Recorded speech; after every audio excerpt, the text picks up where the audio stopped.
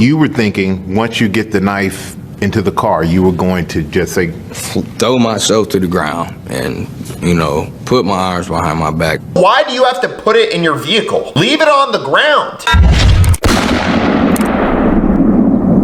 So a couple of months ago, I made a video about Jacob Blake and why he was shot. And boy, did Black Lives Matter just love that. If y'all have time today, go back to that video and look at some of the comments in there. It's the funniest thing you'll ever see.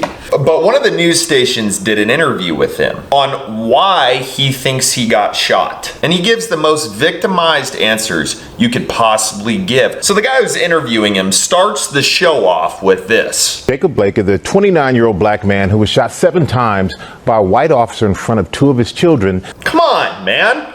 Are we still doing the whole a black man was shot by a white cop? You are still making it about race, even though courts have deemed that these cops acted in the correct manner. You still want to sell it like that before the interview even starts. Jacob starts talking, he's playing the victim role the entire time. Doesn't really see any responsibility on his end. And he gets to the point where he's talking about the cop grabbing his arm, saying nothing before it, not saying that he had a warrant, nothing. Blake proceeds to put one of his sons in the car, and that's when he says he felt someone grab his arm.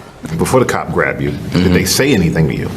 No, not at all. Which is just very hard to believe because, one, there was a ton of people around. And then this is what is really kind of odd to me. He says that he drops his knife after they taser him. And so to me, this story is just a bunch of made up crap. He says he starts walking away from the cops, picks up his knife, and the reason why he started walking away is because he knew they wouldn't shoot him in the back. So no respect for law enforcement, no respect for the situation. You're just using crap to your advantage. Now here's the other weird part that I'm still trying to figure out. So he's walking back to the car, and his story is that he's walking back to the car to put the knife in the car, and then he was just gonna surrender.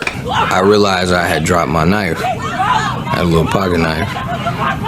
So I picked it up after I got off of him because they tased me and I fell on top of him. You were thinking once you get the knife into the car, you were going to just say, throw myself to the ground and, put my arms behind my back. That doesn't make any sense. Clearly, everybody already saw the knife. So why do you have to put it in your vehicle? Leave it on the ground, whether they are right or wrong. The worst possible thing that you can do is go and pick a weapon up off the ground, start walking away from them, and then go into your car and look like you grabbed something. And this is my favorite part. The guy who's interviewing him brings his lawyer on. I don't know the guy's name who's interviewing him, and I'm not gonna look it up. I really don't care who he is. But the guy who's interviewing him basically asks the lawyer, he's like, well, people are gonna say because he tried to evade arrest in the past, he's not gonna get any sympathy for it. And this is what the lawyer says. There are critics who are going to say, well, he's had run-in with the law in the past.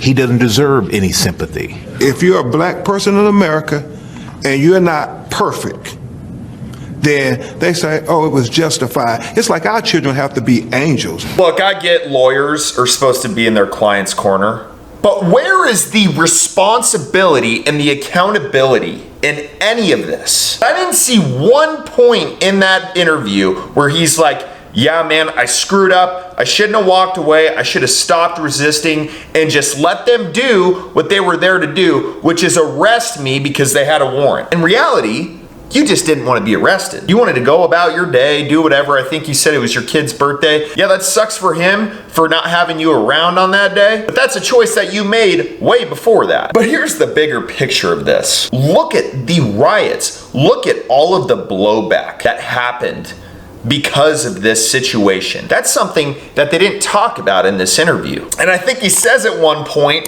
I don't want to be another George Floyd. Two very different situations. But look at all the riots it caused. A lot of people died because of this situation. Whether they deserved it or not, it happened. And a lot of people rioted and destroyed because, one, they didn't have the correct information. Two, they want to be delusional about what happened. And it's hard for your supporters to be logical when the person who is in the situation is still delusional about it. But Kyle Rittenhouse, a kid who went to go protect Kenosha from all of these rioters because of a situation all of these rioters want to be delusional about is facing life in prison. I mean, all y'all who rioted in Kenosha, where are you now? You should be going street to street apologizing to every business owner because your delusional brain let you buy into all this crap instead of waiting for the facts to come out. 2020 sucks.